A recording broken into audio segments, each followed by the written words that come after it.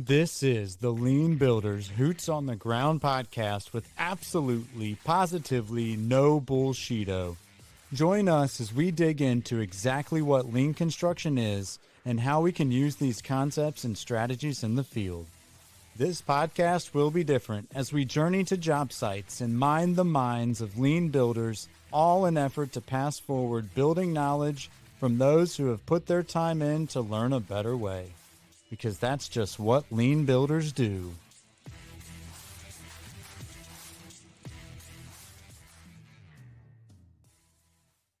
What's up, y'all? Adam Hoots here, the lean builder, Hoots on the ground with No Bullshido. And today I am surrounded by old dogs. I got Dr. Chiles back in the house today. Dr. Mike Chiles, say what's up to the team, baby. What's up, team? What's up, everybody? Yes, sir. And we got Miss Roxanne here with us today. Say hi, Miss Roxanne. Good morning, everybody. Yeah, super excited to dive into this one. And Mike, this is kind of a part two to the Chiles brothers takeover early January. I'm super excited for this, man. You want to lay out the groundwork for us? What are we getting into today? Yeah, so those that remember, Brian and I interviewed Heather Armandi and we talked about neurodivergence a little bit. And then so I was all excited about it. So I went and called Roxanne. And then Roxanne just started blowing my mind with more stuff about the brain. And I was like, we've got to talk about this with everybody. So we said, let's hit record. And so here she is. Roxanne and I know each other. We both live in Kansas City area, and Lee Summit is a suburb of that. That's where I grew up. That's where she lives. And she runs Brain Balance there. And how we met, we were both on the Lee Summit Education Foundation. We both served there together, and she's still serving on that board. I've dropped back to the advisory board there, but we both have a heart for kids. We both have a heart for being in the community and serving, and she's awesome at it. She's super in the community, but she's also changing people's lives with Brain Balance.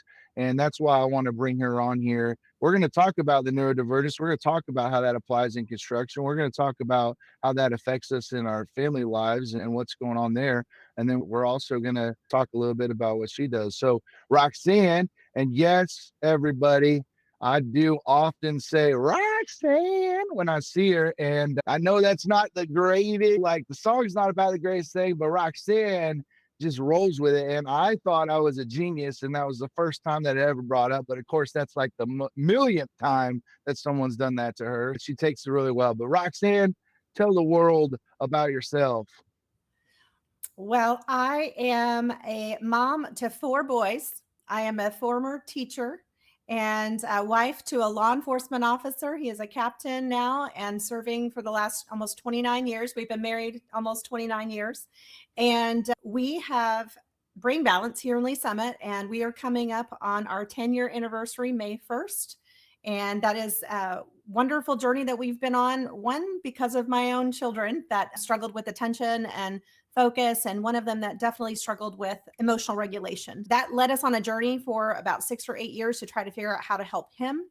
And we found Brain Balance, and it changed all of our lives. So been very, very blessed to be a part of it. And of course, blessed to know you guys. The foundation has been good to me, and it's been a fun ride to be able to serve in the community and of course get to know all these kinds of interactions. We had a great activity. We were at Saturday night, raised a lot of money. So absolutely love what we do here at Brain Balance and realize how much it impacts not just kids, but everyone. Because as I say, everything starts in the brain.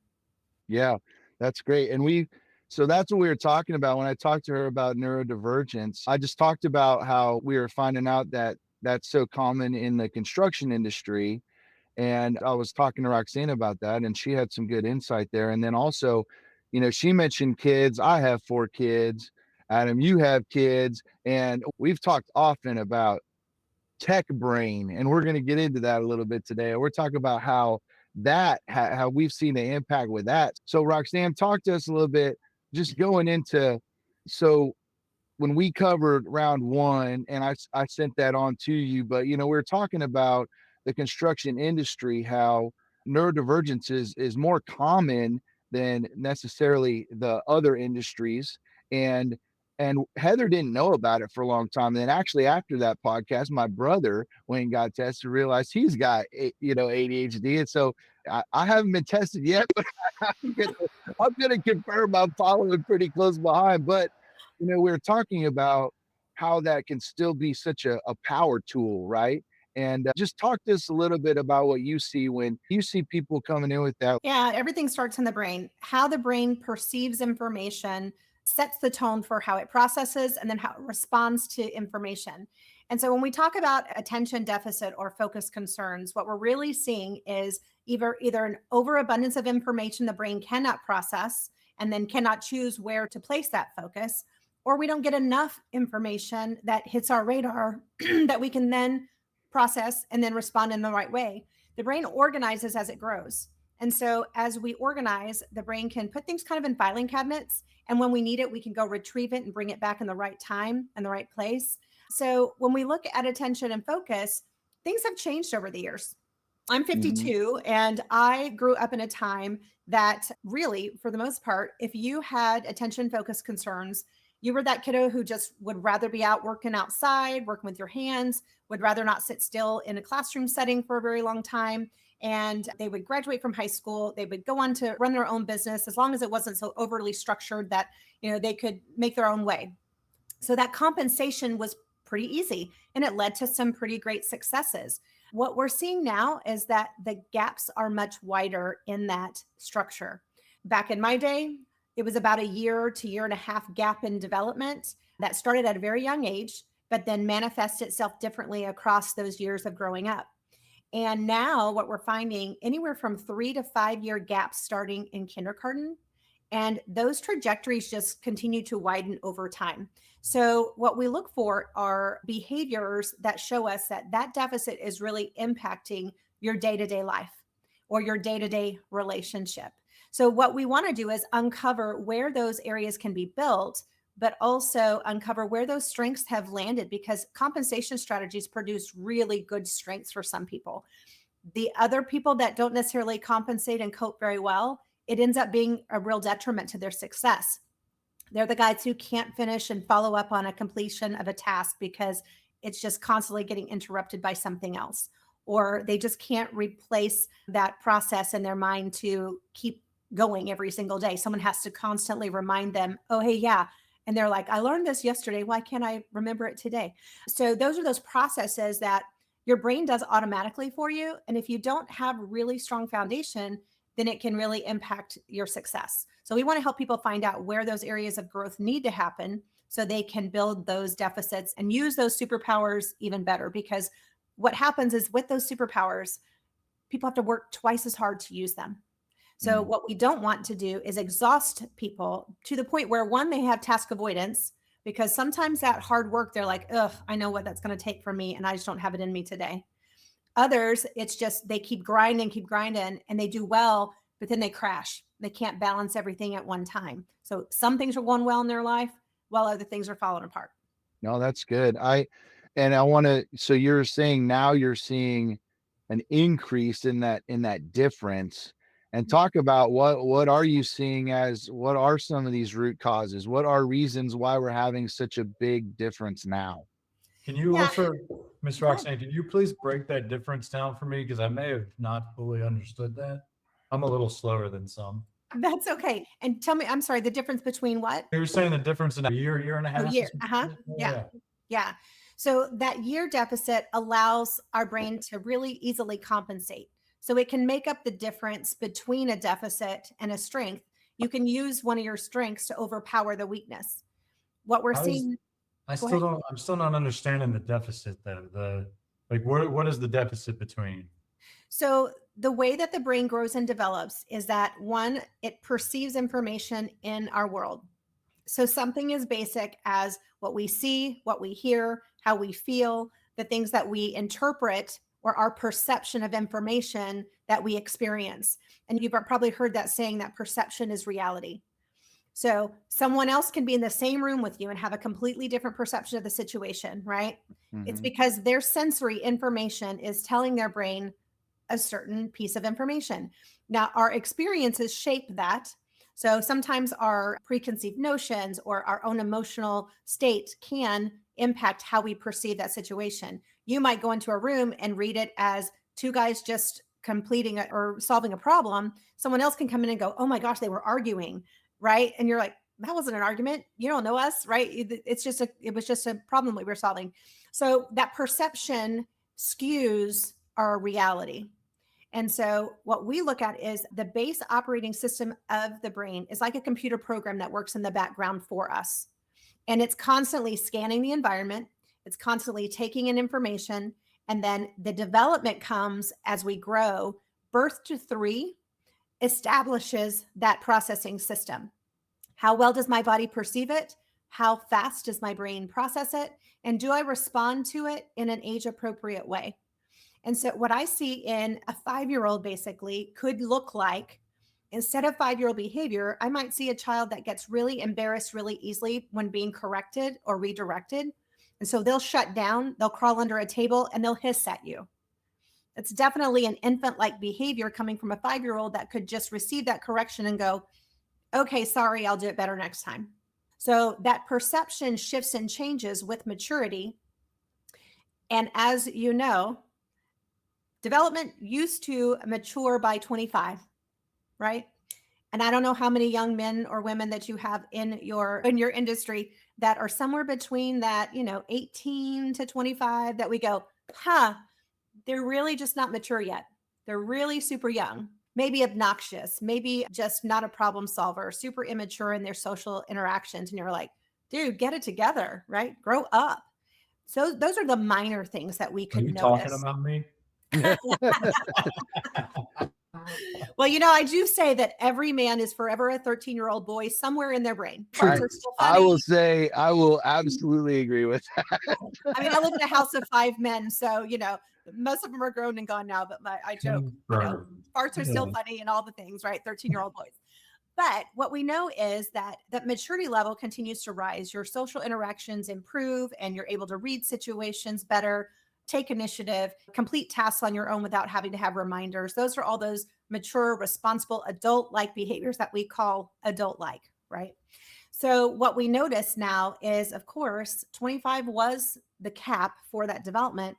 But what we see now is that it's 35. And so when we look at maturity levels across adults, we are still not seeing the level of maturity we would have seen 30, 40 years ago. We are seeing a massive difference in emotional regulation, the ability to push through hard things, to complete tasks independently. All those things are just signs of prefrontal cortex that have matured, but that trajectory has continued to widen over time. So now instead of 25, it's really 35. And some people kind of recognize a show called Arrested Development. People go, oh, they're just forever, 15 years old. That can happen. And you will see adults stuck where sometimes there's trauma or sometimes there's a lack of development.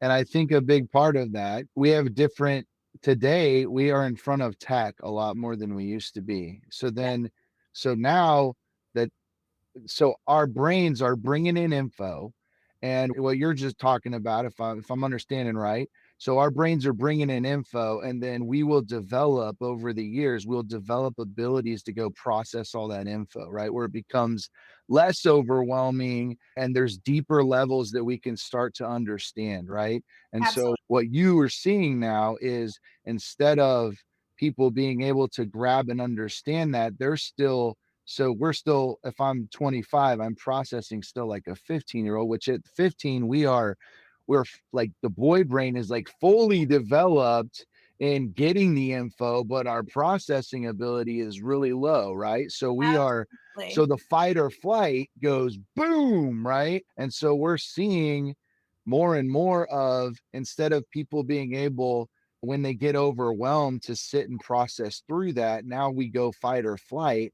And a big part of that's tech, because your brain only gets a bunch of info and lights and stuff shining at you, and the brain's processing as, this could be dangerous, this could be a problem. And so we're constantly in this state of, I don't know, I guess our brain's already defensive, right? Grabbing all this info. And so we're not developing this ability because our body's just constantly getting new stuff that we can't process with the tech. Am I in the right area there? You're in the right lane, absolutely. And that fight or flight does come in. So whenever we are looking at a typically developing brain, the fight or flight system is what starts everything because the brainstem is what starts infant development. But over time, all of that processing of information trains that system that you're safe. And of course, that takes an environment of safety. It takes a routine of safety, and it just allows our body to understand the difference between safety or not. And so when there's a lack of development, though, what happens is that fight or flight stays on all the time. It's supposed to rest, and then it's supposed to come on when it's needed. Then it rests again, and it goes off and on. And that regulation is the capacity of control. So top-down control comes when that is mature. But when we see young children who lose their mind, I call it a level 10 response to a level 2 problem, that fight or flight kicks on and they go boom, 10. But it's a 2 problem. So then we have to reason with them and talk them through it and go, come on back down. It's only a 2. So over time, they should develop that to the point of independent regulation. But again, what we're finding is that interruption keeps that fight or flight on. So we engage socially and emotionally, very immature, very responsive. And you see it now today, probably better than ever, when someone can just light a fire really fast over nothing. And then we can't talk them through it and they have to process it out. And it takes 30 minutes to an hour for them to come back down. That should be a 5-minute return on something that's not traumatic. You know, if it was a house fire, yeah, it'd take days probably to get that to come back under control. But what we're seeing, especially with tech, is it's not a causation. You know, we look at causation and know that it's not just because of that, because you can regulate that when you have the right hardware. What we can't regulate is something where we're already having a deficit with the hardware, and then it's overabundance of dopamine release that trains us to stay on it. But the wonderful thing about our brain is that it is connected to our body.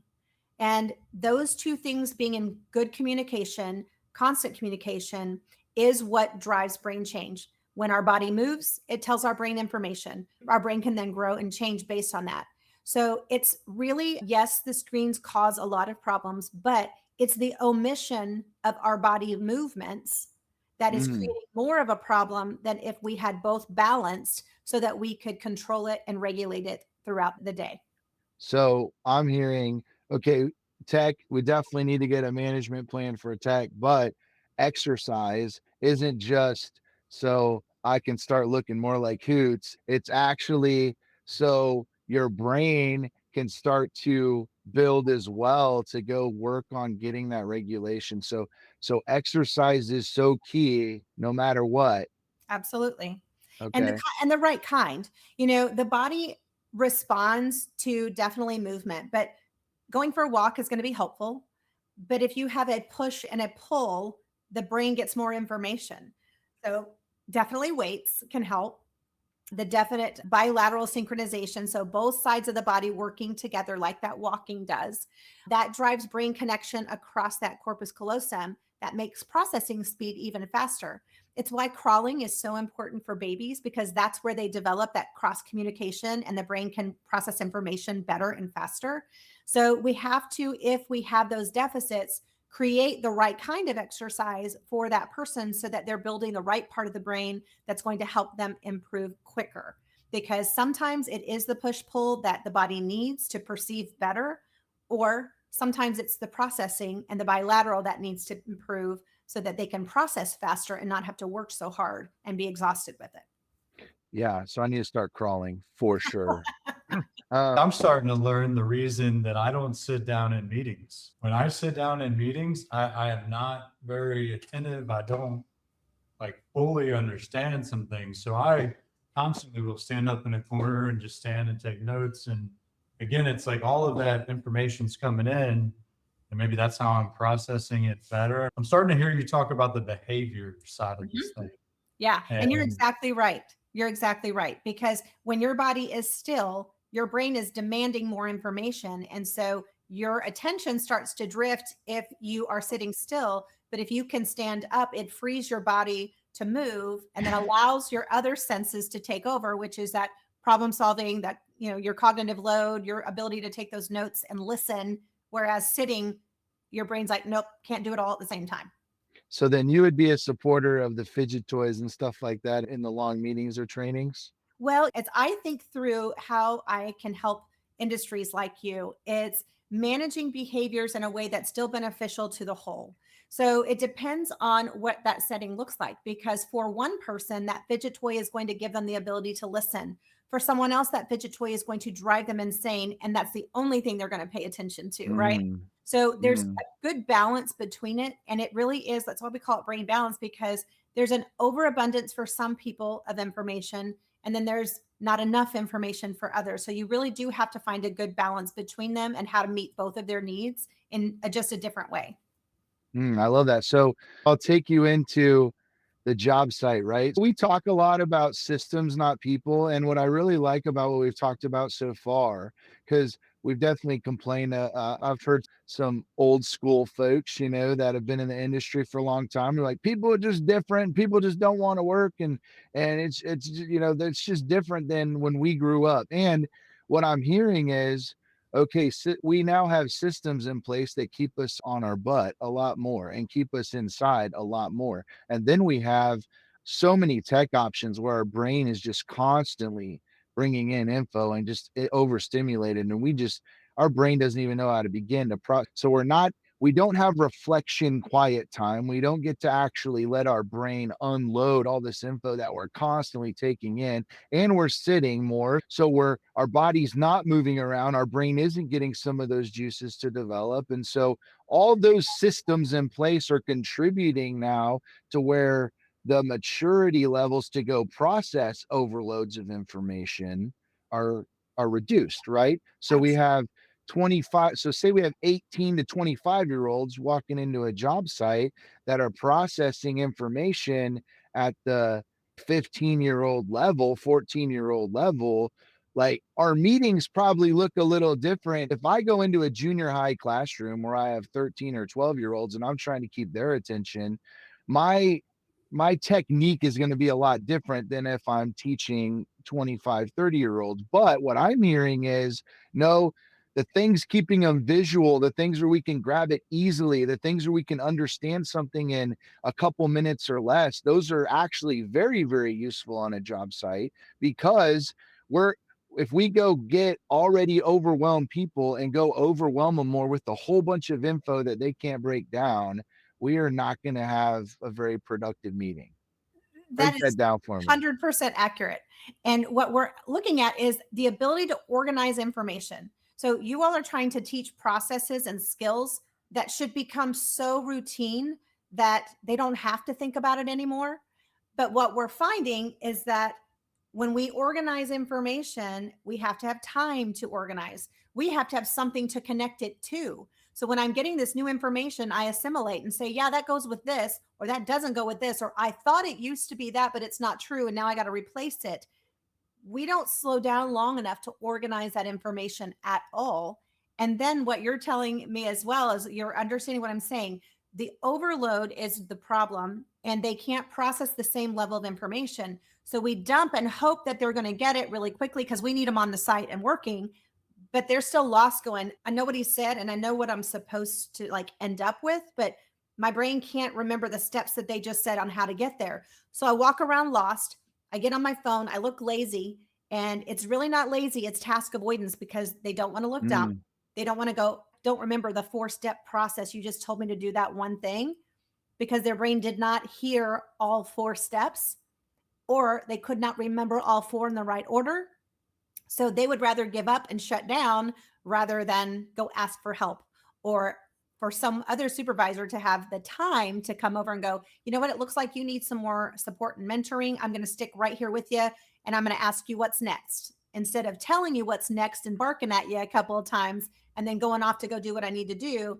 That is going to require, or that person may require, that mentoring. Let me just stick with you to make sure you've got it and see how you do. Because so often they go home, they're on their phones 4 to 6 hours a day, and then they come back and they don't remember a single thing they did yesterday. And you're reteaching, and you're like, dude, we've done this every day for the whole 2 weeks you've been here already, and you can't figure it out. It's not that they don't want to. It absolutely has a lot and can have a lot to do with how their brain is processing. Oh my gosh, there's so much there, so many gems to pull out. Okay, so the first thing I love that you just talked about is the phone, being on the phone.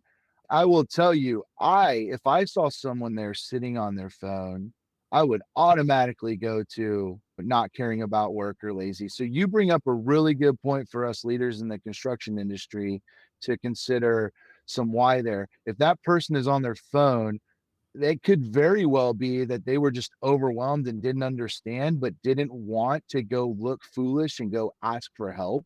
So they are avoiding doing their task. They're trying to find something to go distract themselves because in reality, they're overwhelmed and they're saying, I need help. So I love that point so that we're curious instead of judgmental, right? We're saying, why are we on the phone? What can I help with? Instead of just saying, oh, that person's lazy and moving on. So I love that point. So I can't help but think about the Yerkes-Dobson law right now, also known as the Goldilocks rule, right? Where it's like it's a bell curve.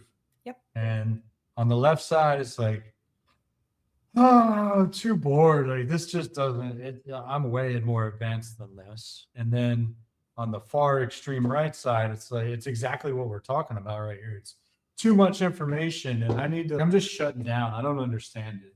But there's this sweet spot though of like the Goldilocks zone where right, too little, too much, but it's just right. And so I guess Roxanne, I'm like you have my mind turning, and with Mike's question just a little bit ago, it's like, what other signs can construction leaders look for where it's like, hey, I'm hitting that Goldilocks zone, and then all of a sudden it's like, I'm getting a little too far, too much info. What are the other behaviors that leaders can look for to really see this in real time? Yeah, it goes to that either overabundance or underabundance that we were talking about. So obviously the shutdown, the glazed look, the eyes all over the place that are absolutely not paying attention to you. You know, we have those cues that we always look for to see, do you know what I'm talking about? Are you paying attention to me? For some, and you mentioned it yourself, getting up and moving actually helps you listen. So sometimes that look of disinterest really is, you could ask them, hey, what did I just say? And they could recap it for you in a second. And you've got those others that if they just shut down and glaze over, their mind is somewhere else. They are absolutely not there. So whenever you're looking at in a meeting setting, you can absolutely just look at facial expression and kind of see where people are, body movements, how stimulated are they? Because you'll notice the body movements of a lot of people start tapping that pen, they tap their knee, they're constantly moving, they'll swing in their chair, constantly doing something. You'll see where they start to get overstimulated. So agitation, emotional dysregulation starts to get where the facial expressions will be like, just, I got to get out of here. I can't handle any more of this, or I don't like what you're saying. And so my face is telling you exactly what I think, and I maybe shouldn't do that. So those control pieces, you'll notice with just small things in meetings with the body. I mean, my son, my number 3, who is my brain balance kiddo, the reason that we're on this journey to begin with, he is now a welder. And I will tell you, even after going through brain balance, doing all this work, he is entirely a new kid. Absolutely. He's not a kid anymore. He's 22. But when I look at him and I realize even his first jobs that he had, it was funny to hear him talk about why he had a little visit with the foreman that day, because in his mind, it wasn't anything big, but for everything else, it was like, oh, wait. He went through a grinding tool. I don't even know how many, like 3 or 4 in the first couple of weeks. And everybody's, dude, what's up with this? Why are you doing this? He was using too much pressure. And again, information, his body, he was on high alert. He was wanting to do a good job. He absolutely wanted to be perfect. So he's using that grinder. He's grinding everything he could see to make sure it's smooth and perfect. Well, he ruins 3 grinders in 2 weeks. And the guys were like, dude, we can't have you doing that. That's expensive. But in his mind, he was just trying to be perfect. So trying to find out what's going on with the behavior, you're like, that's not typical. What's going on here? And asking questions instead of coming and yelling at them for being the one to break the tool. How do we manage that? Can you help me understand why we're going through these and what's happening with this? And You know, these guys will get super defensive. They'll get over explanatory, too many words. And you'll see a lot of different behaviors for too much information. The task avoidance and the laziness is really one of the biggest ones for the under performance. That's really good stuff. And I think you could sum this up with Ted Lasso's "Be curious, not judgmental," right? Yeah. So when you're seeing things on the job site that don't look as you would expect them, Mhm. we need to find out why, because there are deeper reasons why, because we are dealing with people. We have a lot of stuff going on. We have stuff going on at home. We have stuff going on from upbringing. We're processing all that as we're out there on a job site. The whole leave it at home thing, that's impossible because we're always processing things that are from home while we're working. And then we're throwing a bunch more information at people saying, go figure this out, go process it, go move on. And we don't know, they could be totally overwhelmed just processing something from last week or last night at home, right? And Absolutely. and so when they're on their cell phone looking lazy, or when they get agitated, what I'm hearing you say is, hey, when you get snapped at in the meeting, what they're saying is, I'm overwhelmed. They're saying, that's too much. I'm out. And I think we probably could be, I am a fan of the 15-minute stand-ups every day. I love little bits of info every day where, what did you do? Where are you going? What's standing in your way? That stuff's very quick, easy. Everybody gets to hear it and understand where everybody's at. I love those. I don't like meetings more than an hour because I can't do it. I know that, but I imagine there's a lot of other people that can't. But I'm hearing, allow for some flexibility, read the room. If we are in a meeting and people all over are overwhelmed, let them go take a break, let them go walk around, let them talk to some people. That's okay. And if we want some people to stand up and some people to sit down, if you're where what you're comfortable doing, do it. But I want you paying attention. However you want to do that, please do that. Maybe, I don't know, on the fidget toys yet. Do we have a box of fidget toys and let people take them if they want them, or are they distracting and overwhelming somebody else? I don't know. But it sounds to me like we need to read the audience, and instead of judging the audience, we got to be curious about, they are giving us information, and we as leaders can help them unpack that and process a little bit. Yeah. And you know, that physical side of things is something I'm going to bring you back to as well, because all of those things are important as we navigate how to meet the needs of a group, but everyone needs physical movement. So even at the beginning, and I know it sounds kind of corny, and you think about it back in the 50s and 60s, everything started with calisthenics. Doesn't matter what you were doing. Every group organized place had some form of physical movement to start things out with. I love Tony Robbins. He's a great guy. And it drives me crazy every time I watch him, because every 5 seconds he's clapping and he's getting people hyped up, you know, and he's doing all these things. He's making people move and clap. He does that to keep people engaged, right? Even just a simple clap can make your whole body force move. And so when we think about what are ways we can incorporate, even if we just clap for somebody that we're shouting out for the day, right? If you have a shout out every day, you're going to clap every morning. So make sure they're moving in some way that they can feel comfortable with. No one's going to want to stand up and do jumping jacks, but if you stood up and everybody did a specific stretch or a specific, you know, movement pattern in that break that you're going to have after 20 minutes of sitting, because 20 minutes is really the max capacity for most people. So whenever you look at some kind of a move break, just getting up and changing seats with somebody, making everybody get up and change a seat. Flex seating. If you were sitting, now stand. If you were standing, now seat, right? So those are those just simple ways you can manage the meeting to force a move that if you train it into your culture, it doesn't seem weird. Right. No, that's really good. That's really good. I love it. Yeah, clapping. We're clapping. Now I'm No, on that's finishing back. Can I seat with you, Adam? Come on, you want 10 seats? Come on, Tom. So at the end of our daily huddles, our 15-minute stand up, I absolutely love to finish it with a ready, break. And when we can all hit that break at the same time, man, that just does something for the day, right? That's just like immediate alignment. And I absolutely love where you're going with Roxanne.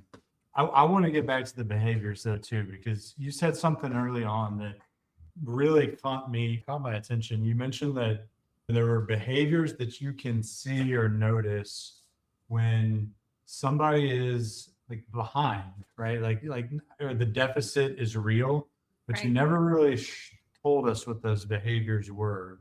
Are we talking about some of them already, or We have uh, been talking about a few of them. People come to see us for a lot of different reasons.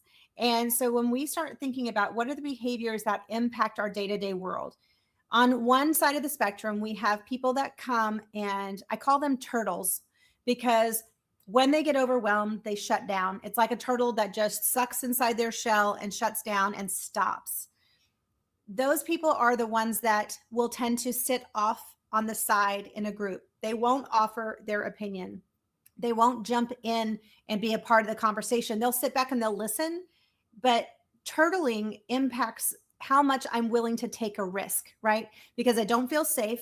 I don't feel like I can step out. So not only is my body going to show you that withdrawal, my behaviors and my personality may show some of that withdrawal. You may go, oh, well, they're just shy. They just don't ever talk. They don't feel safe to talk, right? Whenever we have people that we work with, when we start building that function, all of a sudden that child that would sit off in the corner or that person who would retreat in a meeting finally is the leader and standing up and going, we know my opinion is this, and I think we ought to do this.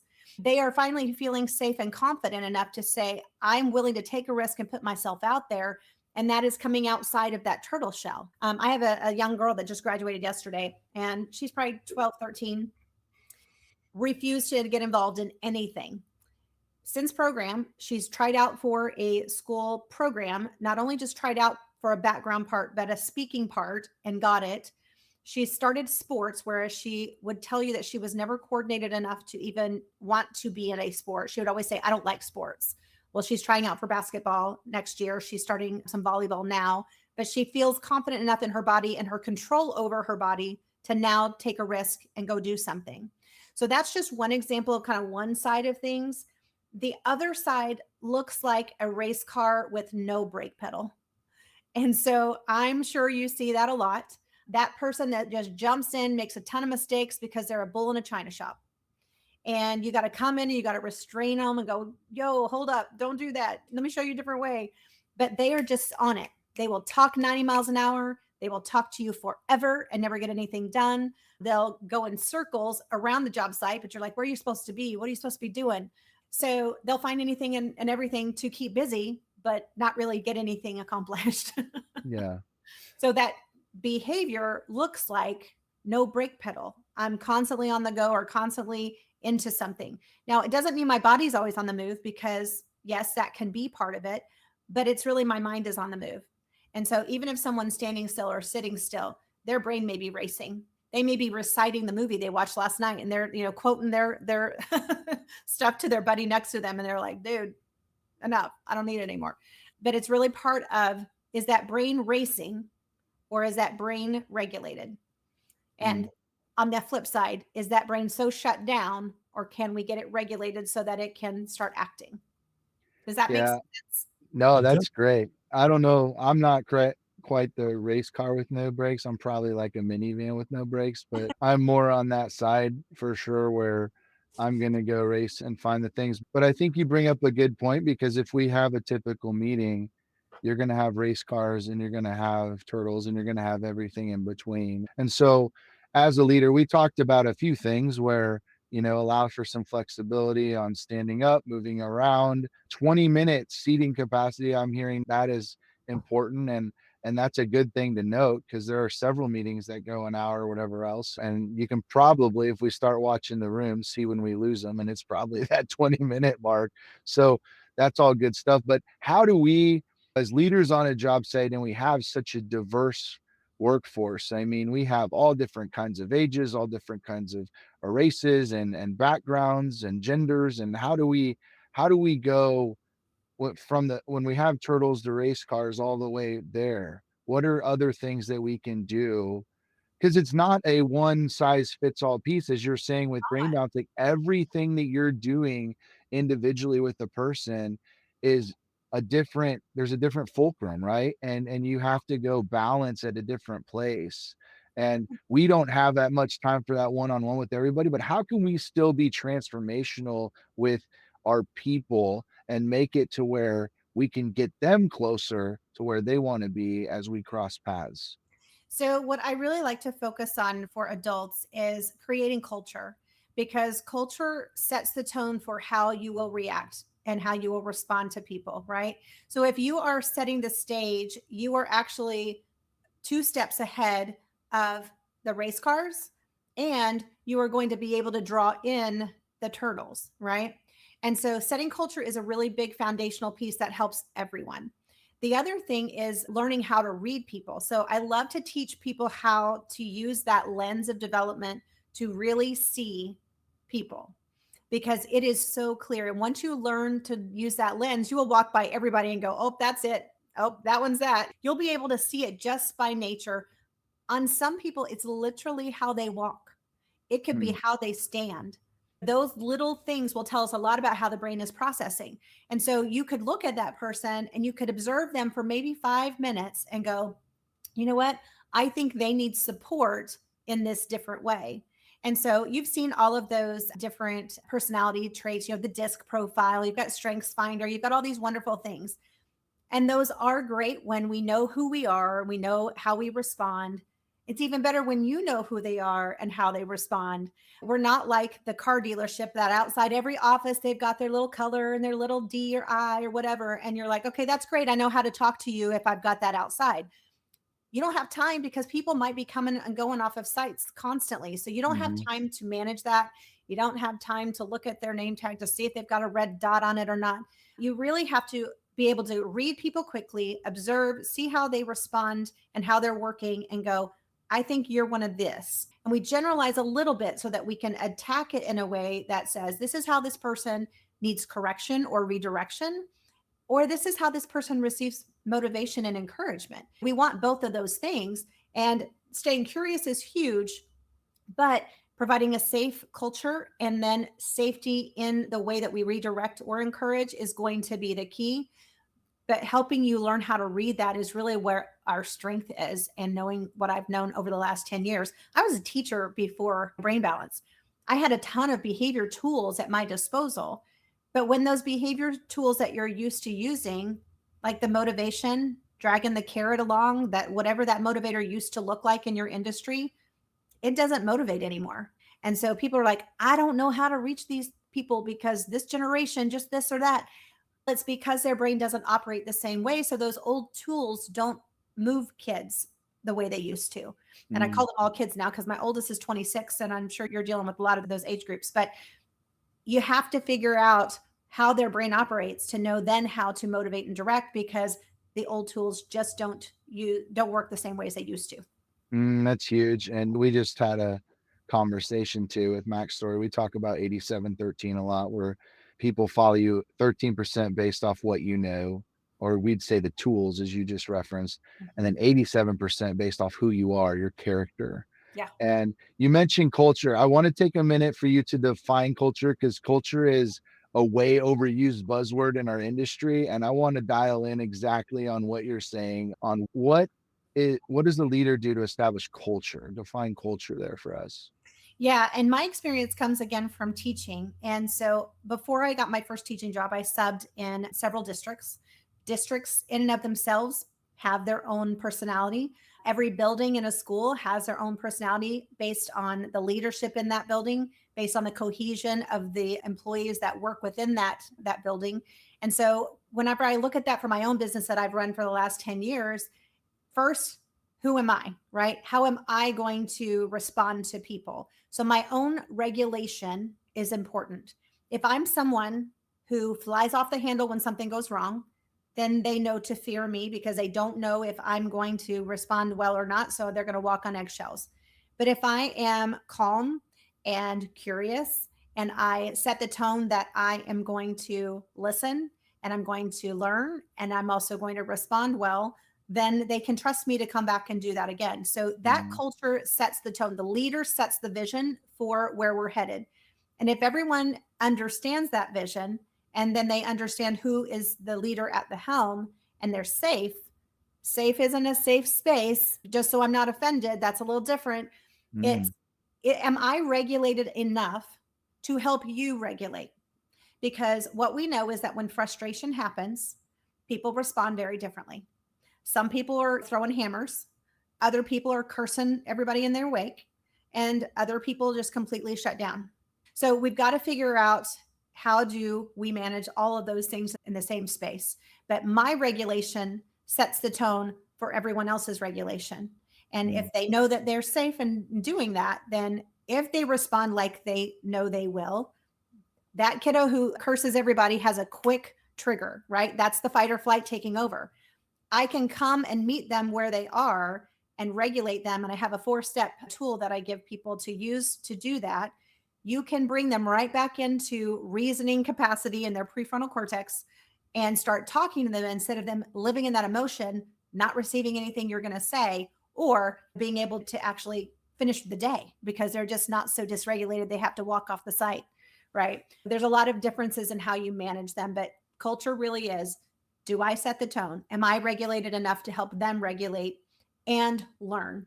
Because regulation is the first step, learning is the second. We talk about the brain, I do specifically on learning to learn. Because if your brain processing is having such a hard time learning, then we have to go back and fix that foundation so that your brain is ready to learn. Does that make sense? Yeah, that's very important. I appreciate that. And you're talking about culture, and what I'm hearing is like a lot of that, all that's on the leader. That's Mm-hmm. on the leader's got to be balanced. The leader has to be able to regulate emotions so that we can go basically lead by example. We've talked in our old dog group. Brent Darnell's really good on emotional intelligence, awesome teacher. And he has talked about that emotions are information. And he's also talked about the mirror neurons, right? Where our we can literally our electric currents can literally go set up a whole room by how we're responding, and they don't have a choice. They will mirror what other people are doing. So Well, we hope they do. And that's one of those things where, again, the deficit that we keep talking about, some people come to the table without mirroring neurons. We have to build them. That's part of what we do. And what we want for people a lot of times, especially in the trades, is we want to show you how to do it. You should be able to watch me, mirror me, and then repeat it. If they don't have mirroring neurons, it doesn't matter how many times we show them, they're still over there doing it completely opposite. And I have a coach that I work with, and I worked with his daughter first. And I keep correcting her. She keeps saying, I'm doing it, Dad. And I'm watching you, and your body's not doing what I'm telling you it's doing. And in her mind, she was absolutely doing it, but she did not have enough control over her body nor the mirroring neurons to actually execute what he was demonstrating. 4 months after program, she's doing everything he's telling her. And he goes like, how did you do this? Can you come do my whole team? I don't know what's happening. But when your brain operates in such tight control, you have the mirroring neurons to repeat what someone shows you. And then you have the top down control to make sure your body's doing what you think it's doing, because our brains will trick us, and our bodies, if they're not connected, will not do what we are telling them to do. there's a disconnection between what the brain thinks we're doing and what we're actually doing.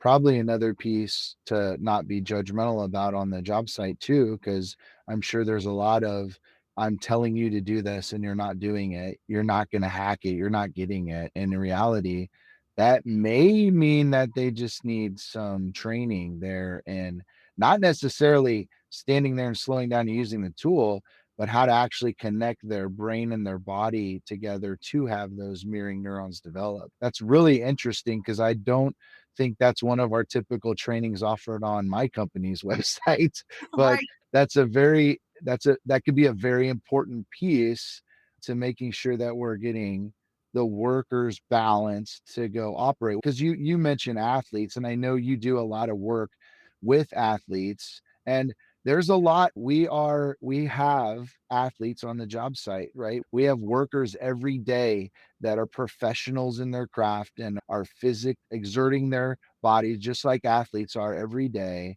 And athletes go through a lot of preparation, not just physically, but mentally, to go get to that top level of performance. And in the workplace, we're all professionals here in our craft, and we don't have a lot of that. The stretch and flexes are coming into play where people will start to do a little stretching before they work. But I mean, I watched an athlete one time get ready to run. It was Maurice Green. Do you remember Maurice Green? I got to watch him at KU Relays. He was a sprinter, one of the fastest guys in the world. And I watched this guy warm up for an hour and a half to go run for under 12 seconds. And I was just looking at everything that he did to make sure that it was perfect and pristine when he ran and that he didn't get hurt. Yeah. And you have me spinning. I don't know what the answer is today, but I think this is definitely something we need to look at in our industry is, okay, if we're training athletes on the job site to go perform at prime levels over and over and over again, not just a physical stretching, but how do we go help train them physically? How do we go help train them mentally to keep them balanced and performing top notch over and over again and feel good while they're doing it? Absolutely. And I love what you were saying about the preparation to prevent injury, because I know that's also, as we start looking at OSHA and compliance and trying to make sure that we've got really great areas in that safety side, that is exactly what we're talking about. Because when my brain and my body work so well together, that means that my top down control can do things without injury. And I've said this to all my young boys that come here is that if you love or hate Tom Brady, he was able to endure the years of playing because he did the brain work. Because what happens with most players is that injury happens before, that end of the career. So when our brain and body starts to disconnect, it doesn't fire as quickly or as accurately. So what I might think that I do, like I was a gymnast for 9 years. I, in my 30s, tried to do a round off back handspring. And in my brain, I did it perfectly. My body did not keep up with me, right? So Yeah. those are the things that happen, and especially as we age, or especially as we have overconfidence in our skill. And we all think about, let's just refine the skill. The skill is a top down approach. We really need a foundational approach forward to make sure that the bottom up growth and development is set for that base operating system, because then we'll have top down control over everything. And I know the simple answer is everybody go to Brain Balance. Well, yes, but I also do some consulting work. And so my job can be to come in and help bring that lens to the management staff. I do this to schools and teachers all the time. I do this to leadership groups, helping people see through a different lens. I do some really interactive things so people feel what it feels like, see what they are supposed to see, and hear what they're supposed to hear. There's some things that we start to utilize some of the senses so that we can put ourselves in the shoes of someone who might have some of those deficits and then go, oh, now I see. And so to have some tools at our disposal to know how to read it, how to address it, how to motivate it, and how to change it. Those are things that I call it managing behaviors, because it's what you need to do. You can't change them. I can't give you the brain balance program for every person to go through and for every person to correct their deficits. Yes. Do I want to work with HR companies? And if they have some gems they want to keep a hold of and they don't want to lose and they realize that's the problem, sure, send them to brain balance. But what I need to do is help people manage and see the lens that people need to be seen through, that we know how to help them, because managing this next generation, these next 2 or 3 generations, is going to be even more challenging. Yeah, that's so good, so good. And obviously, we have a major, major need in the workforce today. And honestly, it's not that kind of work right now is so foreign to the people growing up in different environments where they're not outside working, they're not outside on farms, they're not outside in construction. And now we're asking people that were mostly indoors and on tech and native to that, we're saying, go outside and go lay this brick over and over and come join the Masons. And they're like, what on earth? Why on earth would I do that? Right. Absolutely. And I like it. Well, you're saying that school level, like giving exposure to the brain and the body and getting people physically active and showing them what those different things look like. And I love partnerships where schools come in with trades and we can expose students to what that looks like. But there are a lot of people that do want to move around, and there are a lot of people that feel stuck and trapped, and they don't know that stuff's out there. So I Right. definitely want to expose them to all that stuff at an earlier age. Uh, Absolutely. And yeah. when we look at it industry wide, what can it look like for you? It really looks like wellness. And that's one of the things that I'm on the wellness commission for the City of Lee Summit and looking at the 8 dimensions of wellness. When we look at what are the things people bring with them to work, right? They bring obviously their physical and mental stability or health, but they're also bringing their financial struggles, right? They're bringing their housing struggles. There are all kinds of things that people are dealing with in their lives. And people will say, especially in the education world right now, you're dealing with the whole person. And so realizing that you can't just teach arithmetic and reading, which is exactly what we want people to get back to, but Mhm. what kids are coming to the table with are not the same tools that they came to the table with 30 years ago. So we're not addressing the same skill base. We're not addressing the same abilities. And it's not just, hey, this kid learns different. It's that this kid doesn't learn.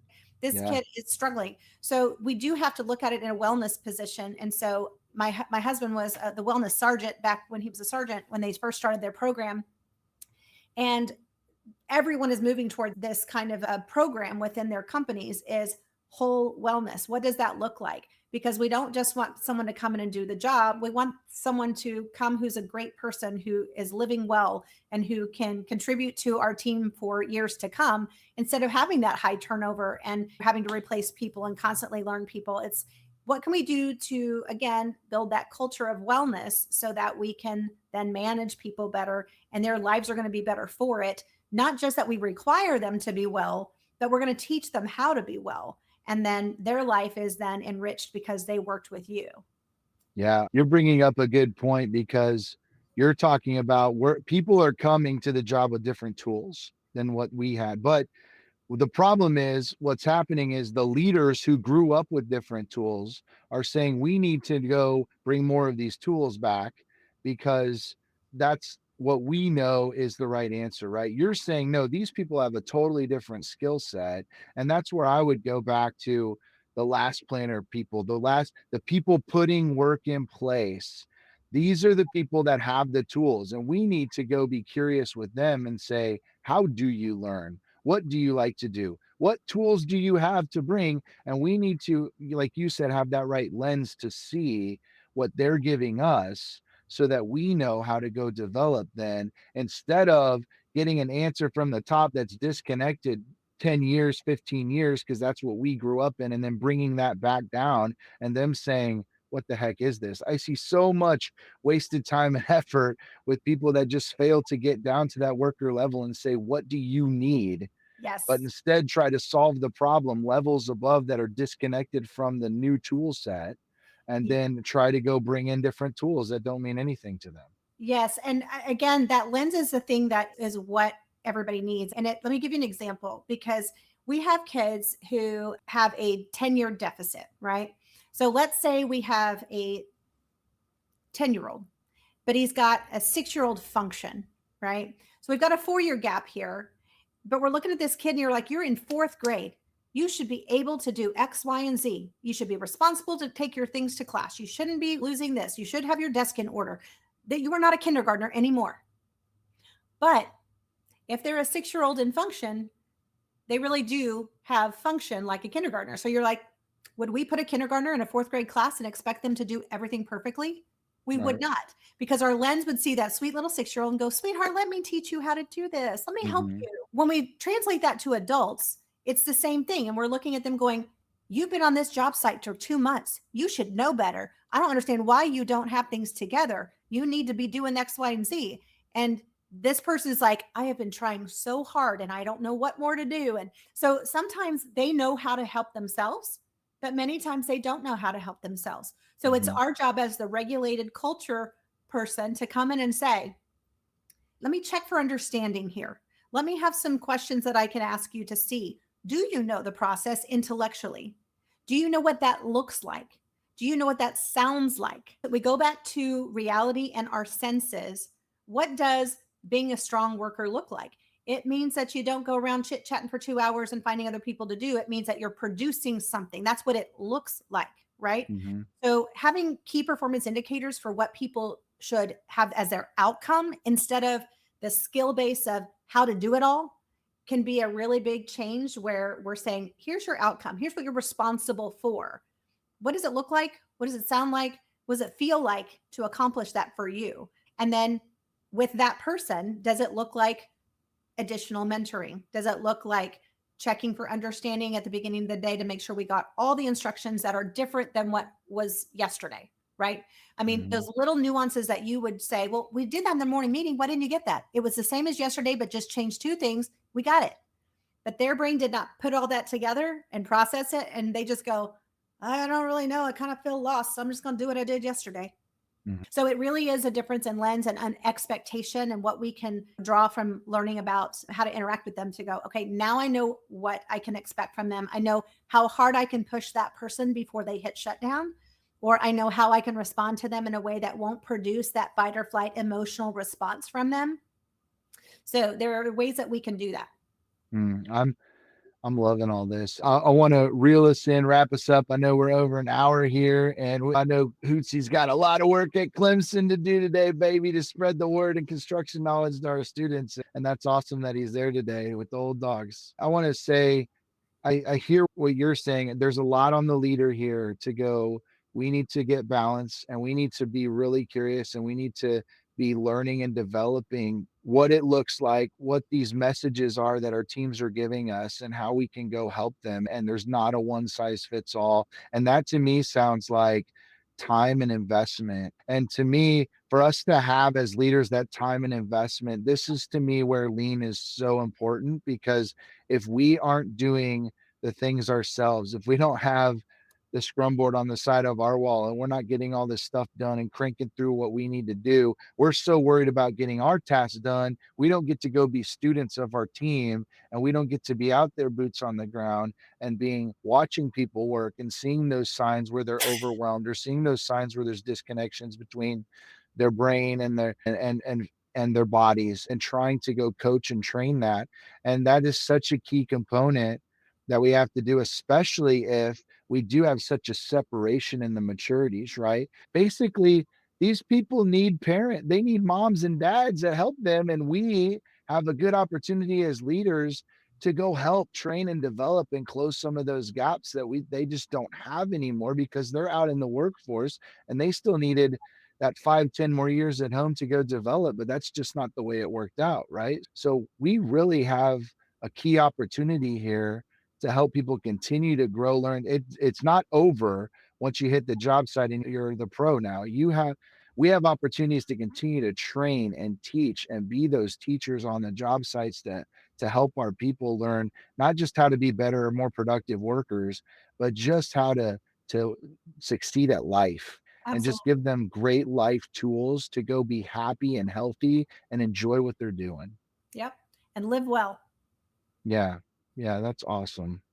I got a question. Since you've already done the copay, Mike, I'm curious here. Like, can somebody be very well developed at work, yet have a deficit at the house? Absolutely. And that's what I was talking about earlier, where one part of your life, you've got it all put together, and then everything else is falling apart. But then if you go and you focus on that area, then other things get left off the list. Being able to have some really good hyper focus is part of some of that deficit. So balancing everything, multitasking, and I say multitasking because that's a buzzword. You really don't multitask. Your brain can't do two things at once. It's doing one thing well, and it's doing something else not really well. So, what we want to do is be able to balance through those. The brain's job is to conserve energy for one, create safety for two, and be able to modulate and adapt. So, everything we do, the brain has got to be able to shift and manage, and that is executive functioning, right? So, the ability to see where I need to go, be able to break down and problem solve the steps I need to get to that outcome, and be able to slowly execute, closing the loop to make sure I get to those next steps. It doesn't have to get done all in one day, but it has to continue to be done. And so if I'm so overloaded, my toxic load or my cognitive load is so high that it really becomes that place where I can't even think about home because I've got way too much on my plate at work and I'm managing all these projects and I've got to be on here. And so I can't be on there. That just means you're using way too much energy. So if we release some of that cognitive load to work more efficiently, you are freed up now to do more than one thing. Now, can we overload ourselves? Yes. I mean, you all probably are familiar with that at times or two. My first 3 years of business, I lived at this place. I worked way too much. And so we can overload ourselves with just too many things that we're agreeing to. But for day to day life, you've got friends, you've got family, you've got faith, you've got work. Those things should be able to be balanced. So when, and I've talked to a few old dogs, and this isn't just my problem. However, I feel like when I'm at work and a five situation happens, that I can handle it with a five or maybe even like a two or a three response, right? Where I can keep my head and everything's great and grand and wonderful.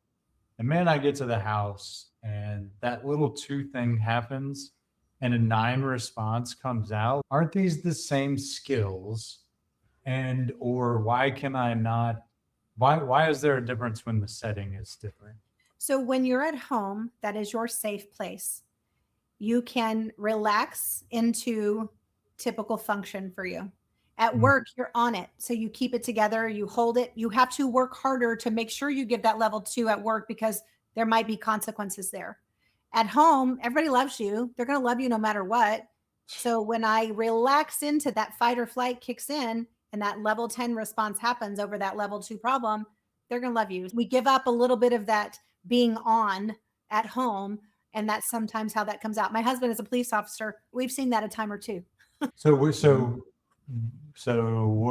do I work on? What do I do? Like, how do you just kind of see Yes. imbalance? Is that my? Well, I can give you some tools to work on for that fight or flight piece and absolutely allow you to practice some of those things and get that regulation started. It is a process though. So whenever you start to work on it, it will take anywhere from 6 to 9 months of consistency over time so that you don't see those varied reactions anymore. So it can happen. It takes a little bit of work, but when you are managing it in the meantime, you want to compartmentalize. And I know that's really hard for some people, but you do take those exercises, whether you're writing things down out in your truck before you get out and go inside to the house, and you pull your bootstraps up and go, okay, I've got to remember that I am now going to be just as on at home as I was at work. And then you plan your time when you can finally relax, because people hit the front door and that is really in your brain. You're like, I walked through that door and I'm free. I'm fine. Right. I'm back home. You have to be consciously choosing that. There's a scripture that I love, and it's take captive every thought into obedience to Christ. And you can take captive your thoughts. You can shift them. You can change them. And it really is about choice. But when we have that fight or flight that kicks in all the time, sometimes that overrides our choice. And so be forgiving with yourself and understand that it's going to happen, that there are ways to manage that and to take captive those thoughts. And those are some of the things that I can teach you as well. And I think there's a piece of that too that I see with at least some of the neurodivergence too. Like to be on at work or to be on at school, you have to work so hard.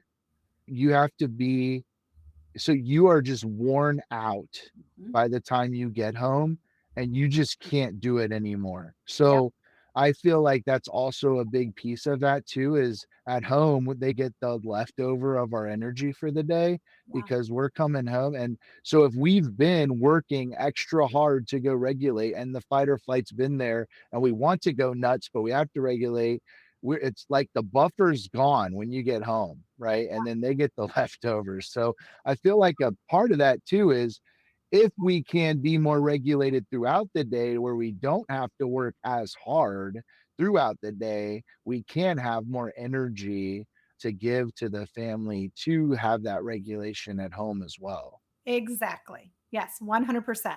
And so you do set those boundaries in place where you go home. Maybe you go for a walk for 5 minutes before you enter your house, right? Or you say, I'm going to live for this time, right? And whatever it is, I'm working and I'm going to live to this time. And then finally, I can do that release that I need to.